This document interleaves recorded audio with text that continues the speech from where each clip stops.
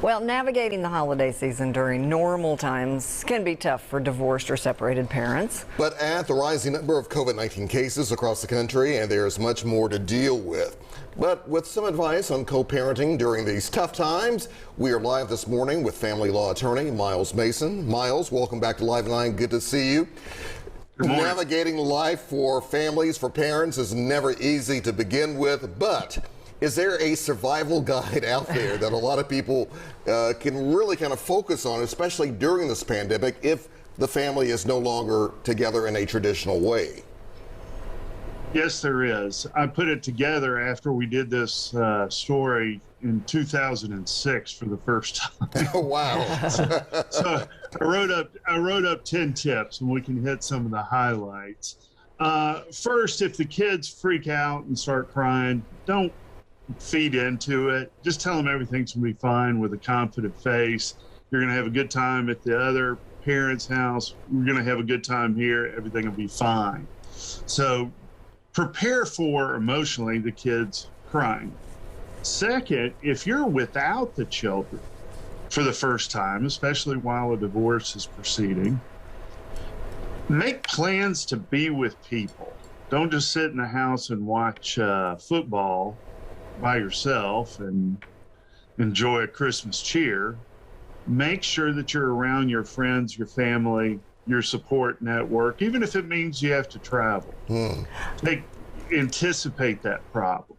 Well, speaking of travel, though, Miles, let's talk about the elephant in the room. We've heard a lot more this year than last, even, about people saying, these folks aren't vaccinated. I'm sorry, but I'm a vaxxer. My family's vaccinated. We don't want you at Thanksgiving dinner. There was a lot of that this year.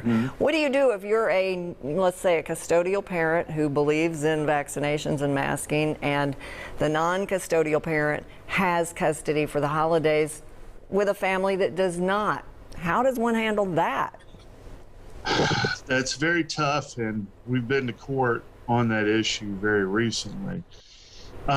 The end result is going to be in the mind of the judge if it's brought to a judge. So if a judge is a pro-vaxxer, probably going to need to have a vaccine and possibly even wear a mask. But how would, I'm sorry to interrupt you, but how would you navigate? We have a week to go. So how would you navigate this if you don't have time to get it in front of the judge? How would you advise a parent? Right. The advice is try to keep the level of conflict down. I know we originally hoped that COVID wouldn't be this long, but it is. And so I would recommend to my client to go ahead and work with the other family, even if you disagree with it, to be flexible on both the time, the manner, and because you're absolutely right. We get a lot of calls on that exact issue, and people are going crazy over it and have been going crazy over it, especially when COVID first hit and you had the other parent was in a hospital working.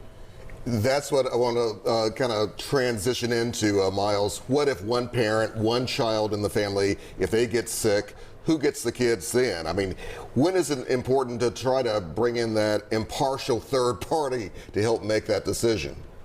Well, in our experience, and I think most attorneys, we've been deferring to the primary care physician, right?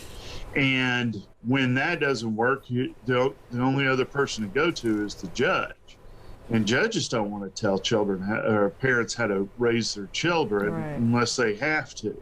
So unless we're talking about a very serious situation, usually it's not going to make court because of the cost. So basically, just try to negotiate with the other side, if you will, the other family, to say, well, I'm going to encourage my young child to wear a mask. Then please encourage him or her to keep it on. Maybe something like that. Yeah, that's really all you can do, absent a court order. Okay. Right? Because people are pretty locked down on these issues. They know what they believe in, and the last person they want to listen to is their former spouse. Right. And Miles, we're almost out of time here. Any other tips very quickly here you can share with us, just very quickly? If you get a chance and the kids are nervous or anxious, try to do something for the community. Maybe go to a food shelter, deliver to those that are less fortunate, and try to hammer home that while a divorce is awful, there's a lot of people out there that don't have heat during the winter, much less food. Take them sort of out of themselves. Thank you so much. Miles Appreciate Mason, it. always good to see you.